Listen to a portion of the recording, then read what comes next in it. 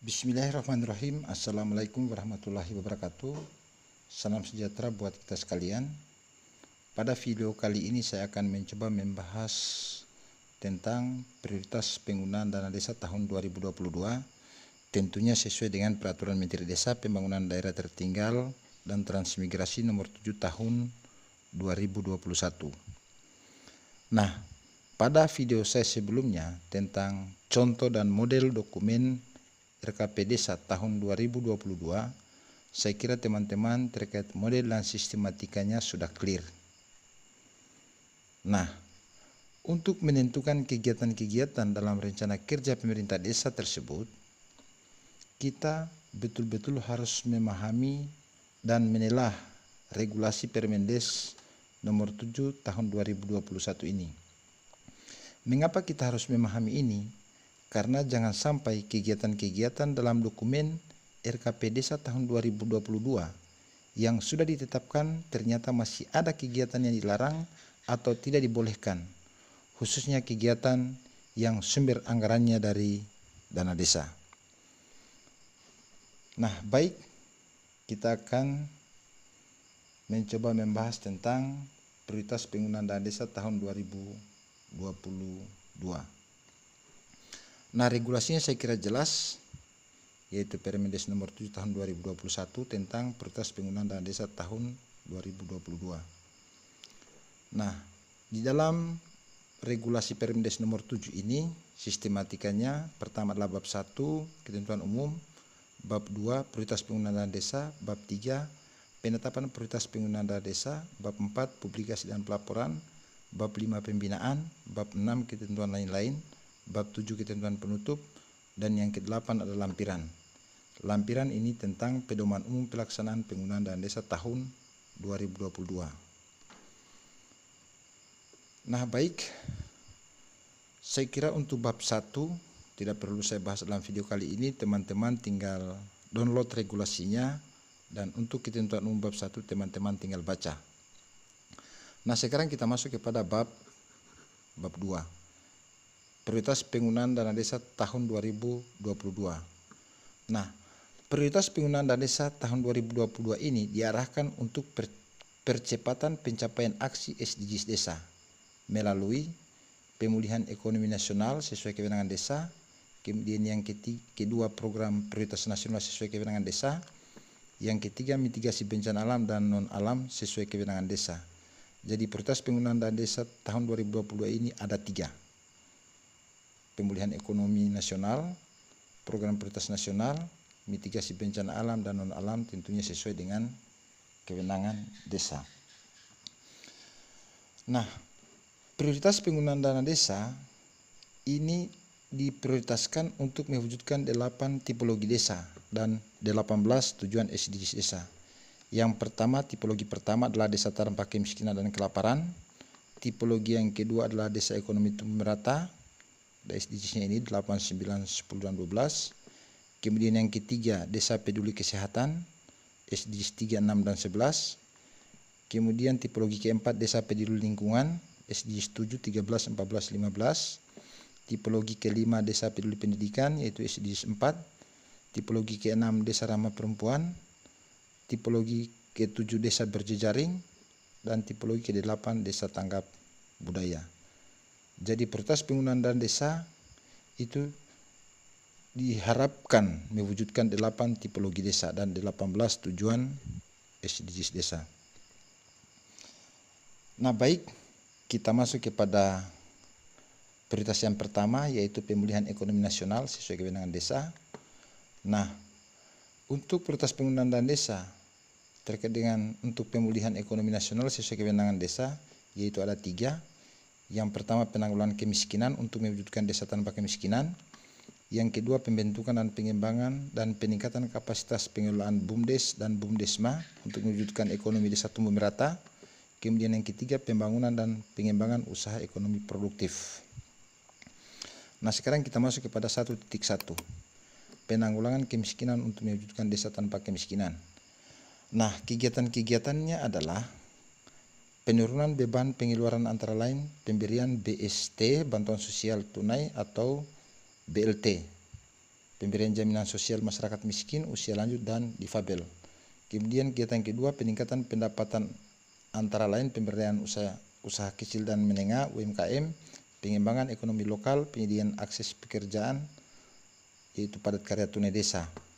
Kemudian yang ketiga, meminimalkan wilayah kantong kemiskinan dengan meningkatkan dan mendekatkan akses layanan dasar yang sesuai kewenangan desa, antara lain membangun atau mengembangkan posyandu, poskesdes, PAUD, meningkatkan konektivitas antar wilayah desa, antara lain membangun jalan desa, jalan tani, jembatan sesuai kewenangan desa. Nah, 1.2, pembentukan, pengembangan, dan peningkatan kapasitas pengolahan BUMDes atau BUMDesma ini untuk mewujudkan ekonomi desa tumbuh merata. Nah, kegiatan-kegiatannya adalah jadi yang 3 digit ini itu contoh-contoh kegiatan. Pertama, pendirian BUMDes atau BUMDesma. Kemudian yang kedua, penyertaan modal BUMDes atau BUMDesma. Kemudian yang ketiga, penguatan permodalan BUMDes atau BUMDesma. Yang keempat, pengembangan usaha BUMDes atau BUMDesma yang difokuskan kepada pembentukan dan pengembangan produk unggulan desa atau produk unggulan kawasan pedesaan, antara lain 1. Pengolahan hutan desa, hutan adat, air minum, pariwisata desa, pengolahan ikan, pengasapan, penggaraman dan perebusan, pengelolaan wisata hutan mangrove, pelatihan sentra pembenihan mangrove dan vegetasi pantai, pelatihan pembenihan ikan, pelatihan usaha pemasaran dan distribusi, pengelolaan sampah. Kemudian yang kelima, kegiatan lainnya untuk mewujudkan pembentukan, pengembangan dan peningkatan kapasitas BUMDes atau BUMDesma yang sesuai dengan kewenangan desa dan diputuskan dalam musyawarah desa. Jadi untuk 1.2 ini ada 5 contoh kegiatan umum. Nah, untuk 1.3, pembangunan dan pengembangan usaha ekonomi produktif, kegiatan-kegiatannya. Pertama, untuk bidang pertanian, perkebunan, peternakan, dan atau perikanan yang difokuskan pada pembentukan dan pengembangan produk unggulan desa dan atau pedesaan. Kemudian yang kedua, bidang jasa serta usaha industri kecil dan atau industri rumahan yang difokuskan kepada pembentukan dan pengembangan produk unggulan desa dan atau pedesaan. Kemudian bidang sarana prasarana pemasaran produk unggulan desa, pemanfaatan potensi wilayah hutan dan optimalisasi perhutanan sosial. Yang kelima, pemanfaatan potensi wilayah hutan dan optimalisasi perhutanan sosial. Yang keenam, kegiatan lainnya untuk mewujudkan pengembangan usaha ekonomi produktif ramah lingkungan yang sesuai dengan kewenangan desa dan diputuskan dalam musyawarah desa. Kemudian program prioritas yang kedua yaitu adalah program prioritas nasional sesuai kewenangan desa. Nah, untuk program prioritas nasional sesuai kewenangan desa ini, yang pertama adalah pendataan desa, pemetaan potensi dan sumber daya pembangunan desa, pengelolaan teknologi, informasi dan komunikasi. Kemudian yang kedua, pengembangan desa wisata. Yang ketiga, penguatan ketahanan pangan nabati dan hewani. Yang keempat, pencegahan stunting di desa. Yang kelima, pengembangan desa inklusif. Nah, sekarang kita masuk kepada 2.1 pendataan desa. Nah, untuk pendataan desa ini, contoh-contoh kegiatannya seperti pendataan potensi dan sumber daya pembangunan desa, pendataan pada tingkat RT, pendataan pada tingkat keluarga, pemutahiran data desa termasuk data kemiskinan, dan pendataan desa lainnya yang sesuai dengan kewenangan desa dan diputuskan dalam musyawarah desa. Kemudian pemetaan potensi dan sumber daya pembangunan desa, contohnya misalnya penyusunan peta potensi dan sumber daya pembangunan desa, pemutahiran peta potensi dan sumber daya pembangunan desa, pemetaan potensi dan sumber daya pembangunan desa lainnya yang sesuai kewenangan desa dan diputuskan dalam musyawarah desa. Kemudian yang ketiga, pengelolaan teknologi informasi dan komunikasi, seperti pengelolaan sistem informasi desa berbasis aplikasi digital yang disediakan oleh pemerintah. Kemudian yang kedua, penyediaan informasi pembangunan desa berbasis aplikasi digital, pengadaan sarana prasarana teknologi informasi dan komunikasi berbasis aplikasi digital yang meliputi tower untuk jaringan internet, pengadaan komputer, smartphone, dan langganan internet. Dan yang keempat, pengelolaan teknologi informasi dan komunikasi lainnya sesuai dengan kewenangan desa yang diputuskan dalam musyawarah desa. Nah, sekarang kita masuk kepada 2.2, pengembangan desa wisata untuk pertumbuhan ekonomi desa merata. Contoh-contoh kegiatannya, pertama adalah pengadaan, pembangunan, pemanfaatan, dan pemeliharaan sarana dan prasarana desa wisata. Kemudian yang kedua, promosi desa wisata diutamakan melalui gelar budaya dan berbasis digital. Yang ketiga, pelatihan pengelolaan desa wisata. 4, pengelolaan desa wisata. Kelima, kerjasama dengan pihak ketiga untuk investasi desa wisata. Dan yang keenam, pengembangan desa wisata lainnya yang sesuai dengan kewenangan desa yang diputuskan dalam musyawarah desa. 2.3, penguatan ketahanan pangan nabati dan hewani untuk mewujudkan desa tanpa kelaparan. Contoh-contoh kegiatannya, pengembangan usaha pertanian, perkebunan, perhutanan, peternakan dan atau perikanan. Kemudian yang kedua, pembangunan lumbung pangan desa. Yang ketiga, pengelolaan pasca panen. Dan yang keempat, penguatan ketahanan pangan lainnya sesuai dengan kewenangan desa dan diputuskan dalam musyawarah desa. 2.4, pencegahan stunting di desa. Contoh-contoh kegiatannya adalah pengelolaan advokasi konvergensi pencegahan stunting di desa dengan menggunakan aplikasi EHDW. Kemudian yang kedua, tindakan promotif dan preventif untuk pencegahan stunting melalui rumah desa sehat. Kemudian yang ketiga, peningkatan layanan kesehatan, peningkatan gizi dan pengasuhan anak melalui kegiatan. Misalnya kesehatan ibu dan anak, konseling gizi, air bersih dan sanitasi, perlindungan sosial untuk peningkatan akses ibu hamil, pendidikan tentang pengasuhan anak melalui PAUD dan Bina Keluarga Balita, upaya pencegahan perkawinan anak, pendayagunaan lahan pekarangan keluarga, peningkatan kapasitas bagi KPM, kader posyandu, dan pendidik PAUD, pemberian insentif untuk KPM, kader posyandu, dan guru PAUD yang menjadi kewenangan desa. Kemudian selanjutnya yang kelima, pengembangan desa inklusi. Nah, contoh-contohnya misalnya kegiatan pelayanan dasar untuk kelompok marginal dan rentan, yaitu perempuan, lanjut usia, masyarakat adat terpencil, kepercayaan, disabilitas, kelompok masyarakat miskin, dan kelompok rentan lainnya. Kemudian yang kedua, penyelenggaraan forum warga untuk penyusunan usulan kelompok marginal dan rentan. Yang ketiga, pemberian bantuan hukum bagi kelompok marginal dan rentan. Yang keempat, penguatan nilai-nilai keagamaan dan kearifan lokal untuk membentuk kesalahan sosial di desa. Yang kelima, kegiatan lainnya untuk mewujudkan desa inklusif yang sesuai dengan kewenangan desa dan diputuskan dalam musyawarah desa. Nah, prioritas yang ketiga adalah mitigasi bencana dan penanganan bencana alam dan non-alam.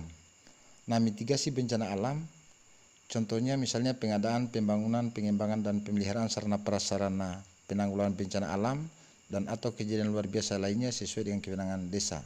Antara lain, pembuatan peta potensi rawan bencana di desa, alat pemadam api ringan, P3K untuk bencana, pembangunan jalan evakuasi, penyediaan penunjuk jalur evakuasi, kegiatan tanggap darurat bencana alam, penyediaan tempat pengungsian, pembersihan lingkungan perumahan yang terkena bencana alam, rehabilitasi dan rekonstruksi lingkungan perumahan yang terkena bencana alam, sarana prasarana untuk penanggulangan bencana alam lainnya sesuai dengan kewenangan desa dan diputuskan dalam musyawarah desa. Kemudian yang kedua, mitigasi bencana alam, yaitu terkait dengan desa aman COVID. Nah, tentunya untuk desa aman COVID ini adalah kegiatan-kegiatan misalnya pembentukan pos jaga desa, kemudian sosialisasi edukasi atas kebiasaan baru, kemudian pemberian masker, vitamin dan obat sesuai arahan Satgas COVID, kemudian menyiapkan tempat cuci tangan, menyiapkan dan merawat ruang isolasi, memfasilitasi kebutuhan logistik warga kampung, kemudian melakukan monitoring dan evaluasi secara rutin, mendukung operasional tugas relawan COVID. Nah, untuk relawan COVID ini, anggota-anggotanya pertama komposisinya adalah pertama adalah kepala desa, wakil ketuanya adalah BPD dan anggotanya perangkat desa dan seterusnya. Kemudian mitranya adalah Babin Kamtipmas, Babinsa dan pendamping desa. Kemudian yang kedua, bencana non alam lainnya sesuai dengan kewenangan desa dan diputuskan melalui musyawarah desa. Nah, saya kira itu terkait dengan prioritas penggunaan desa tahun 2022, yaitu ada 3 yang ini.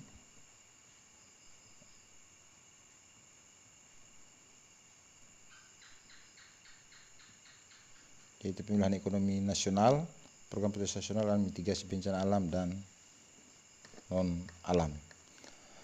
Nah, sekarang kita masuk kepada bab 3, penetapan prioritas penggunaan dana desa tahun 2022. Nah, terkait dengan penetapan prioritas penggunaan dana desa tahun 2022 ini, saya kira teman-teman terkait kewenangan dan sebagainya ini teman-teman tinggal baca, kemudian telah dan pahami. Nah, tentunya Permendes nomor 7 tahun 2021 ini teman-teman wajib download, terutama untuk pegiat desa. Kemudian penetapan prioritas penggunaan dana desa itu menjadi bagian dari RKP.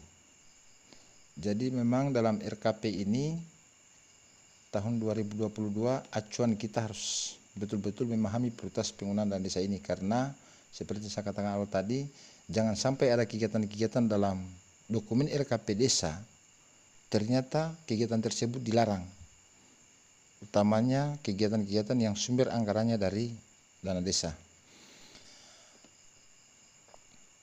Nah, ini padat karya tunai desa. Kritisnya di sini bahwa upah pekerja itu paling sedikit 50% dari total biaya per kegiatan yang dilakukan menggunakan pola PKTD. Jadi ini wajib upah itu minimal 50% dari total biaya per kegiatan.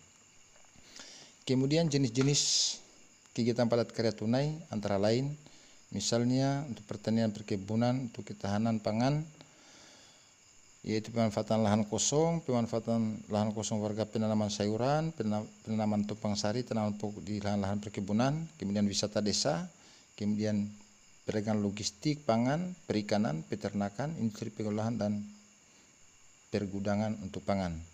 Jadi terkait dengan padat karya tunai ini bukan hanya kegiatan fisik, misalnya untuk pekerjakan orang pada saat dilaksanakan pekerjaan itu, tetapi kegiatan non fisik pun yang bisa dikerjakan oleh masyarakat lokal itu merupakan padat karya tunai desa atau PKTD.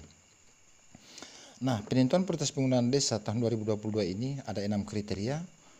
Kriteria yang pertama yaitu bahwa kegiatan tersebut paling sangat dibutuhkan masyarakat desa dan paling besar manfaatnya untuk masyarakat.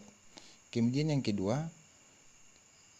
program atau kegiatan yang direncanakan harus lebih banyak melibatkan masyarakat desa, khususnya pada karya tunai desa. Kemudian yang ketiga, itu dapat dilaksanakan secara swakelola. Kemudian yang keempat, dipastikan adanya keberlanjutan. Dan yang kelima, program atau kegiatan yang direncanakan harus dikelola secara partisipatif, transparan, dan akuntabel. Jadi untuk menentukan prioritas penggunaan dana desa tahun 2022, betul-betul kriteria yang 5 ini harus ditelah, sehingga betul-betul kegiatan yang akan masuk dalam penganggaran di APBDes itu betul-betul menjadi kebutuhan masyarakat dan berdampak secara ekonomi, kemudian berkelanjutan. Kemudian pengembangan kegiatan di luar prioritas penggunaan dana desa, pembangunan kantor kepala desa, balai desa, dan atau tempat ibadah tidak diperbolehkan. Tahapan perencanaan penggunaan dana desa, saya kira untuk tahapan ini itu saya sudah bahas pada video saya sebelumnya, baik RPJ maupun RKP. Itu untuk tahapan perencanaan pembangunan desa itu adalah sesuai dengan regulasi Permendes nomor 21 tahun 2020. Kemudian bab 4 publikasi dan pelaporan, saya kira ini teman-teman tinggal baca, telah dan pahami, dan lagi-lagi syaratnya Permendes nomor 7 tahun 2021 ini harus teman-teman download. Bab 5 pembinaan, saya kira juga ini tinggal teman-teman baca. Nah, saya kira itu yang dapat saya telah dari video kali ini. Kurang lebihnya mohon dimaafkan. Saya akhiri dengan ucapan wallahul muwaffiq ila aqwamit thoriq. Wassalamualaikum warahmatullahi wabarakatuh. Salam berdesa.